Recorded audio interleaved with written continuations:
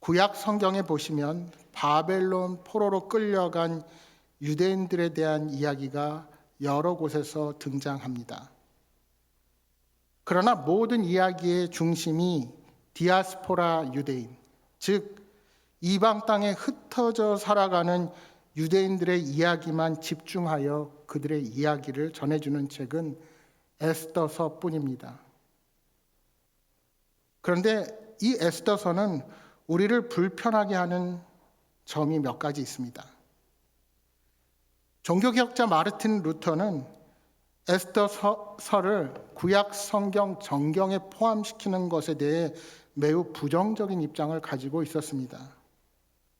그 이유는 이 책이 지나치게 유대주의적이고 그래서 국수주의적이어서 유대인이 아닌 신앙인을 전혀 고려하지 않는다는 이유였습니다. 그러니까 하나님의 구원의 이야기라기보다는 유대인의 적대자들을 처단하는 이야기로 볼 수 있다는 것입니다. 구약 성경의 정경을 결정하기 전에 에스더서는 유대교 랍비들에게도 논쟁의 대상이었습니다. 그 중에 가장 큰 이유는 에스더서에는 하나님이라는 단어가 한 번도 등장하지 않는다는 겁니다. 그렇습니다. 에스더서를 읽어보면 그 어디에도 하나님의 이름뿐만이 아니라 기도나 제사에 대한 언급의 표현이 전혀 없습니다. 그래서 표면적으로 보면 그저 이방 세계에 살아가던 유대 민족의 역사를 기술한 책으로만 치부할 수 있습니다. 하지만 여러분, 하나님이 계시지 않는 듯한 세상 가운데서도 하나님은 역사를 주관하고 통치하신다는 사실을 에스더서는 우리에게 잘 보여주고 있습니다. 따라서 에스더서는 하나님의 계획과 섭리를 이해하는 데 매우 중요한 책이 되는 것입니다. 그중에 우리가 읽은 본문의 말씀은 악인을 심판하시는 하나님의 역사가 나타납니다. 여러분, 심판은 기독교 종말 사상의 핵심입니다. 우리가 행한 모든 일은 반드시 심판받는 때가 오게 되어 있습니다. 이것은 기독교 신앙 고백의 핵심 가운데 하나이기도 합니다. 그런데 이 심판의 날이라는 것이 전 인류가 하나님 앞에서 받는 심판도 있지만 우리가 살아있는 동안에도 심판을 경험할 수가 있습니다. 어떤 국가나 사회 문화에도 하나님의 뜻을 벗어날 때 이 하나님의 심판을 받을 수가 있는 것입니다. 따라서 심판의 날, 이 심판의 순간이라는 것은 우리 인간이 생각하는 것과는 무척 다를 수도 있습니다. 다시 말하면 내가 생각하는 나의 때와 하나님의 때는 분명히 다를 수가 있는 것입니다. 여러분, 우리가 인생을 살아가면서 우리를 무척 힘들게 만드는 것은 저런 악한 인간에게 심판이 왔으면 좋겠고 부정한 역사 가운데 하나님의 심판이 임했으면 좋겠는데 하나님은 그저 침묵을 지키시는 것입니다. 문제는 하나님이 계속 침묵하실 때 우리가 인내하고 견디기가 쉽지 않다는 것입니다. 지나간 세계 역사를 살펴보면 과연 하나님이 살아계시다면 어떻게 이런 일이 벌어질 수 있었을까라고 질문을 던질 수가 있을 것입니다. 그 대표적인 예가 20세기에 히틀러가 죄 없는 600만의 유대인을 학살할 때 우리 하나님은 어디에 계셨습니까? 라고 질문할 수 있지 않겠습니까? 아니, 굳이 세계 역사와 주변의 역사를 살펴보지 않더라도 우리 개개인의 이야기를 살펴보면 억울하고 힘든 고난이 계속되는데 하나님은 침묵하고 계신 것처럼 보일 때가 많이 있다는 사실입니다. 주변을 살펴보고 상황을 돌아볼 때 좌절과 낙심의 자리에서 벗어날 수 없어 보이는 절망적인 상황인 것입니다. 그래서 하박국 선지자의 경우 하나님께 중요한 두 가지 질문을 던집니다. 하나는 어찌하여이고 또 하나는 어느 때까지라는 질문입니다. 하나님, 어찌하여 내게 이런 일이 생길 수가 있습니까? 하나님, 도대체 어느 때까지 이런 고통스러운 일이 계속되겠습니까? 하박국 선지자가 이런 질문을 하나님께 던질 때 하나님은 침묵하고 계신 것처럼 보였습니다. 여러분, 우리 예수님의 십자가 사건을 한번 생각해 보십시오. 의로우신 예수님, 아무런 죄가 없으셨던 예수님을 사람들이 십자가에 못 박았을 때 하나님은 침묵하고 계신 것 같았습니다. 여러분, 우리의 삶의 자리에서도 우리가 안타까운 일들을 경험하게 될 때 하나님이 살아계시다면 빨리 나타나셔서 나를 도와주시던가, 나를 괴롭히고 있는 세력들을 작살내 주시던가 하시면 좋겠는데 하나님은 여전히 침묵하고 있는 것처럼 느껴집니다.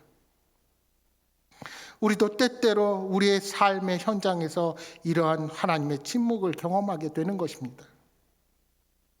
그래서 이런 하나님의 침묵을 하나님이 계시지 않는 것으로 너무 쉽게 단정하거나 해석할 수도 있습니다.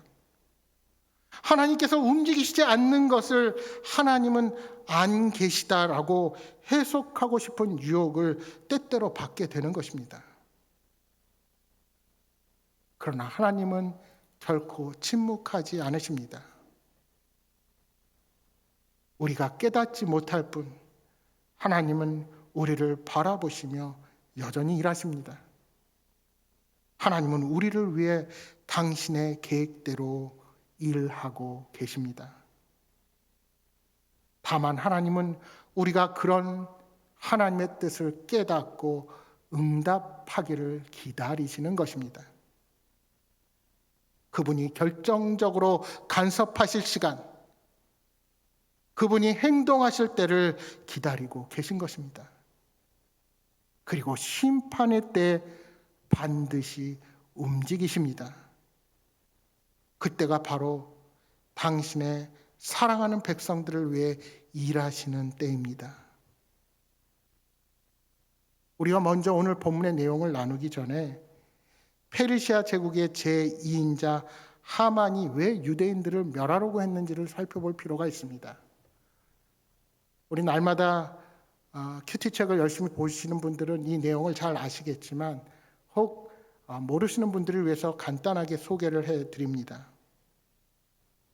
어떤 이유인지는 성경에 쓰여 있지 않지만 혜성처럼 나타난 하만은 왕궁을 드나들 때마다 모든 신하들이 무릎을 꿇고 그에게 엎드려서 절하는 절대 권력자로 등극하게 되었습니다. 그러나 오직 한 사람, 유다 사람 모르드게만이 하만 앞에 엎드려 절하지 않았습니다. 그 이유는 아말렉 족속의 후예였던 하만과 유대인인 모르드게의 과거 조상들의 역사적인 관계에서 찾아볼 수가 있습니다. 사울왕 당시 이스라엘은 하나님의 명령에 따라 아말렉 족속과의 전쟁에서 승리하고 아말렉 왕 아각을 붙잡아 왔습니다.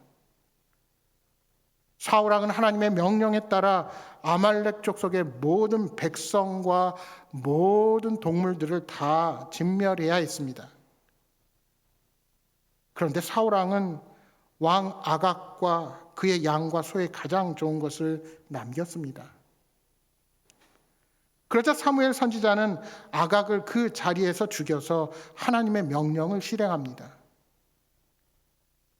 이스라엘의 초대왕 사울은 아말렉의 진멸을 명하신 하나님의 말씀을 어기고 좋은 것을 남겨둠으로써 결국 훗날에 왕위를 박탈당하고 맙니다. 이러한 민족적 기원으로 인하여 모르드게는 하만에게 절하지 않았습니다. 여러분 에스더서 3장 1절 말씀해 보시면 하만을 굳이 아각 사람으로 칭한 것은 아말렉과 유대의 관계가 어떠한가를 암묵적으로 표현한 그런 대목이라 할 수 있습니다. 더구나 모르드게는 사울 왕이 속한 베냐민 지파의 후손이었습니다. 이러한 상황에서 권력자 하만은 모르드게와 더 나아가서 그가 속한 유다인 전체를 멸하고자 마음을 먹게 됩니다. 그리고 왕을 설득하여 페르시아 제국 내에 거주하고 있는 모든 유다인들을 죽이고 모든 재산을 탈취하는 조서를 써서 반포합니다. 이러한 하만의 악한 행동 앞에서 모르드게가 할 수 있는 것은 자신의 옷을 찢으며 굵은 베옷을 입고 죄를 뒤집어 쓰고 대궐 앞에서 대성통곡하는 것뿐이었습니다. 그야말로 페르시아 제국 내에 거주하는 모든 유대인들은 예정된 죽음 앞에서 피난처도 구할 수 없는 절망적인 상황을 맞이하게 된 것입니다. 이러한 위기 속에서 연약한 그들이 할 수 있는 일이 무엇이었을까요? 그들에게 하나님은 침묵하고 계신 것 같았을 것입니다. 그러나 하나님은 이미 그들을 위해 일하고 계셨습니다. 모르드게의 조카요, 일찍 부모를 잊고 모르드게의 수양딸처럼 자란 에스더가 페르시아 제국의 왕후가 되었습니다. 물론 당시 왕후라는 자리가 아무리 왕의 자리라 할지라도 그다지 큰 권력을 가졌던 자리는 아니었습니다. 당시 절대 권력을 가진 군주들은 늘 암살의 위기 가운데 놓여 있어서 누구보다도 왕의 처소를 허락 없이 들어갈 수가 없었습니다. 그것은 왕후도 예외가 아니었습니다. 절대 군주인 페르시아 왕에게는 왕후 말고도 많은 여인을 아내로 맞아들일 수 있었고 왕후인 에스더도 이미 30일이나 왕의 부름을 받지 못한 상태였습니다. 하지만 그가 왕후의 자리에 오른 것이 이때를 위함이 아닌지 누가 알겠느냐 하는 모르드게의 말에 에스더는 목숨을 걸고 결단하게 되지요. 여러분 우리 말씀을 한번 찾아볼까요? 에스더서 4장 16절 17절입니다. 구약 754면입니다. 754면 에스더서 4장 16, 17절 우리 천천히 한 목소리로 같이 읽어보겠습니다. 당신은 가서 수산에 있는 유다인을 다 모으고 나를 위하여 금식하되 밤낮 3일을 먹지도 말고 마시지도 마소서. 나도 나의 시녀와 더불어 이렇게 금식한 후에 규례를 어기고 왕에게 나아가리니 죽으면 죽으리이다 하니라. 모르드게가 가서 에스더가 명령한 대로 다 행하니라. 아멘. 에스더는 모르드게에게 유다인들을 다 모아 3일 주야를 금식할 것을 명하면서 자신도 그렇게 왕에게 나아가겠다고 결단합니다. 죽으면 죽으리라. 왕의 규례를 어겨서 죽어야 한다면 죽을 것이라고 결단하면서 유다 민족의 구원을 위해 왕 앞으로 나아갈 것을 결단합니다. 여러분 앞이 보이지 않고 하나님께서 침묵하고 계신 것 같을 때, 그래서 좌절과 낙심이 우리 앞을 가릴 때 우리가 무엇을 해야 합니까? 왜 에스더가 결단하고 나서 자신을 위하여 유다인들과 함께 금식하며 기도하기를 원했을까요? 모두가 함께 힘을 모아 하나님 앞으로 나아갈 때 하나님은 반드시 우리 모두를 위해 역사하시는 분임을 확신했기 때문입니다. 이것이 오늘 저와 여러분에게 필요한 태도입니다. 눈에 보이지 않는 하나님을 의지하고 그 하나님께서 일하실 때를 바라보며 인내하며 기다리는 자세가 필요한 것입니다. 여러분 쉽게 좌절하고 포기하지 마십시오. 오랜 시간 바라고 소망하는 일들이 전혀 이루어지지 않고 고난의 장벽이 삶을 가로막아도 낙심하지 마십시오. 하나님은 우리가 불평하고 원망하며 심지어 하나님을 떠나 다른 길로 향하고 있어도 저와 여러분을 버리지 않으십니다. 하만과 그 측근들이 모르드게를 처형하기로 논의하던 밤, 하나님은 아수에로 왕을 통해 역사하십니다. 그날 밤 도저히 잠을 청해도 잠을 이룰 수 없던 왕은 자신의 통치를 기록한 역대 일기를 가져다가 신하들에게 읽게 합니다. 그러다가 전에 모르드게가 왕을 암살하려는 신하들이 꾸민 역모를 고발하여 위기를 막은 일을 발견하게 됩니다. 왜 그런 악한 일을 발견한 모르드게의 공적을 치하하지 못했는지도 의문이지만 유다인들이 멸망의 위기에 처했을 때 왕이 비로소 그 사실을 알게 되었다는 사실도 결코 우연만으로 볼 수 없습니다. 그러니까 하나님께서는 악한 하만이 계획을 세우기 전부터 모르드게와 유다인들을 위기에서 구원하고 높이려는 계획을 가지고 계셨던 것입니다. 그리고 하만이 왕후가 베푼 장치에 참여하기 위해서 왕 앞으로 나아갔을 때 왕은 모르드게를 높여 그에게 상을 베풀게 된 것입니다. 여러분, 에스더서 6장 11절 말씀을 읽어보겠습니다. 6장 11절 755면입니다. 같이 읽겠습니다. 하만이 왕복과 말을 가져다가 모르드게에게 옷을 입히고 말을 태워 성중 거리로 다니며 그 앞에서 반포하되 왕이 존귀하게 하시기를 원하시는 사람에게는 이같이 할 것이라 하니라.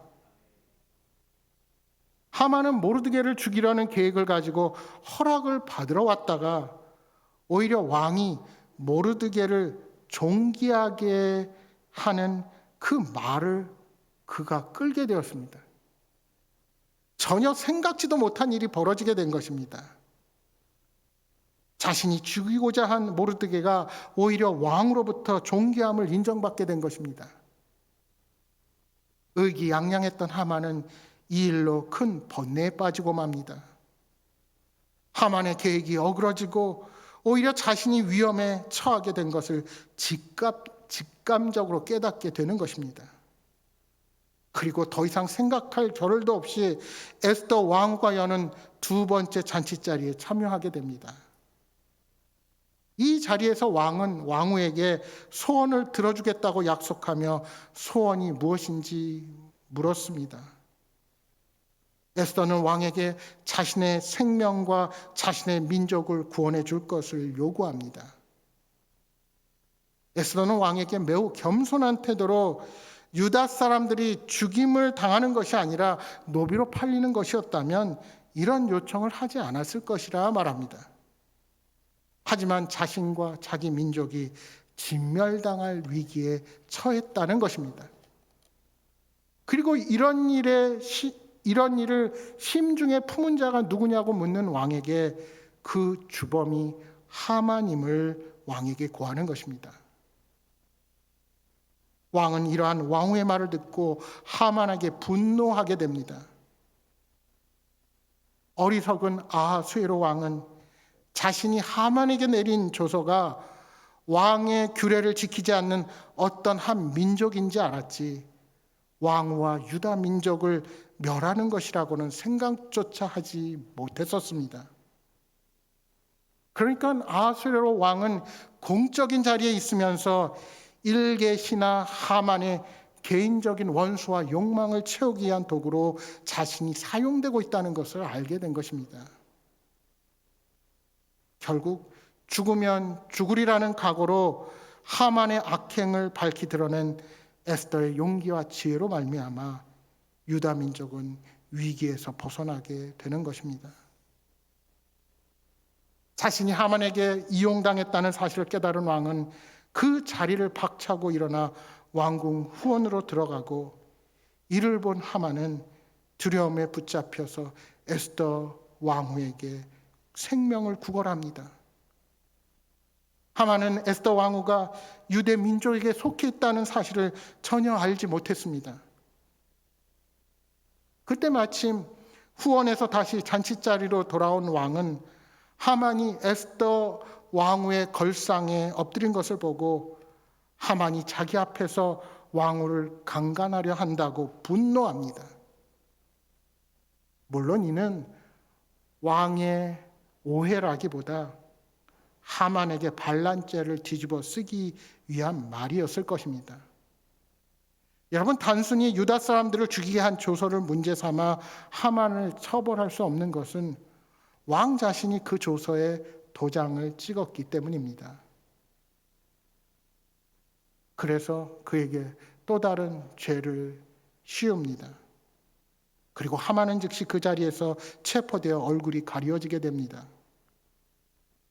그리고 놀라운 사실은 하만이 모르드게를 매달려고 자기 집에 세웠던 50규빗의 커다란 장대나무, 한 23m 높이 정도 될까요? 오히려 그 나무에 자신이 매달리게 되고 그때야 왕의 분노가 그치게 됩니다. 이처럼 하나님은 우매한 왕을 이용하려 했던 악인을 오히려 그 우매자에 의해서 죽게 하셨습니다. 정의롭지 못한 방법으로 자신의 유익을 구하는 자들이 잠시는 흥하는 것처럼 보입니다. 그러나 그들의 결국은 멸망뿐입니다. 여러분, 이러한 하만의 모습을 보면 스스로 제 무덤을 팠다라는 속담이 생각납니다. 자신의 원수를 매달려고 했던 교수대, 그 높은 나무에 자신이 매달리게 될 것을 전혀 상상조차 하지 못했을 것입니다. 잠언 16장 18절에 말씀합니다. 교만은 패망의 선봉이요 거만한 마음은 넘어짐의 앞잡이니라. 하만은 당시 페르시아 제국 최고의 권력을 누리던 사람이었습니다. 그러나 헛된 권세에 취하여 자신을 높이고 교만해졌을 때 스스로 멸망의 길로 빠져들고 있다는 사실을 미처 깨닫지 못했던 것입니다. 여러분, 모든 권세의 주인이신 하나님의 정의를 따르지 않는 불의한 권세는 헛될 수밖에 없습니다. 그는 하나님께서 보시기에는 그저 죄인일 뿐이었습니다. 화무십일홍이라는 말이 있습니다. 열흘 이상 피는 붉은 꽃은 없다는 말입니다. 우리는 화병 위에 꽂혀 있는 꽃이 아무리 붉고 예쁘더라도 그 꽃이 열흘 후에는 어떤 모습이 될지, 또한 어디서 발견되는지를 잘 압니다. 만약 그 꽃이 1년, 2년 계속 붉을 것이라고 생각하고 있다면 얼마나 어리석습니까? 권불 10년, 10년 이상 지속되는 권력이 없다는 말이죠. 여러분, 세상의 어떤 힘과 권세도 반드시 그 끝이 있기 마련입니다. 우리가 아무리 높이 올라서고 성공의 자리에 있다 하더라도 언젠가는 그 자리에서 내려와야 할 날이 반드시 오게 되어 있습니다. 그리고 잊지 말아야 할 것은 그 모든 권세와 통치는 하나님의 손에 달려 있다는 사실입니다. 욥기 4장 8절에 악을 밭갈고 독을 뿌리는 자는 그대로 거두나니라는 말씀이 있습니다. 또한 잠언 22장 8절은 이렇게 말씀합니다. 악을 뿌리는 자는 재앙을 거두리니 그 분노의 기세가 쇠하리라. 이것이 바로 심는 대로 거두는 원리입니다. 악을 심고 독을 심는 자는 그대로 거두게 될 것입니다. 여러분, 우리가 대인관계에서도 독을 심으면 독을 거두고 미움을 심으면 미움을 거둘 것입니다. 그러나 사랑을 심고 자비를 심고 친절을 심으면 그대로 그것을 내가 거두게 될 것입니다. 이것이 하만의 인생 가운데 정확하게 나타나게 된 것입니다. 사랑하는 여러분, 심판을 거창하게 보지 마십시오. 심판은 종말의 때만 일어나는 것이 아닙니다. 보이지 않는 하나님, 침묵하시는 하나님으로 여겨지지만 하나님은 지금도 이 땅을 통치하시고 우리의 모든 삶을 주관하고 계십니다. 우리가 어떤 자리, 어떤 역할을 하고 있든지 그 자리에 우리가 있어야 하는 것은 마음과 정성을 다하여 그 자리에 심어주신 분이 바로 우리 하나님이시기 때문입니다. 그것을 인정할 때 그 자리가 고난과 역경이 닥쳐 있더라도 우리들은 넘어지지 않을 수 있고 우리의 신앙과 삶은 날마다 매일 새로워질 수 있을 것입니다. 만약 하나님께서 나를 이 자리에 심으셨다는 사실을 잊으면 바로 내가 하만이 될 수 있습니다.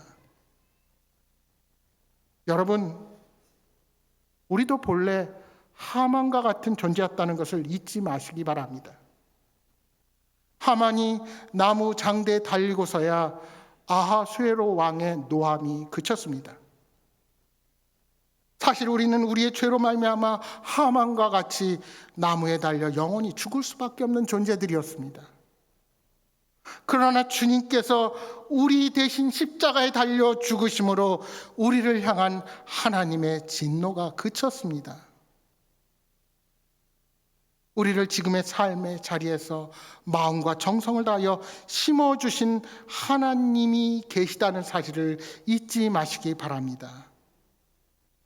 그리하여 하만의 길이 아니라 에스더의 길을 따라서 사는 복된 삶을 살아가시는 여러분 모두가 되시기를 주님의 이름으로 축복합니다.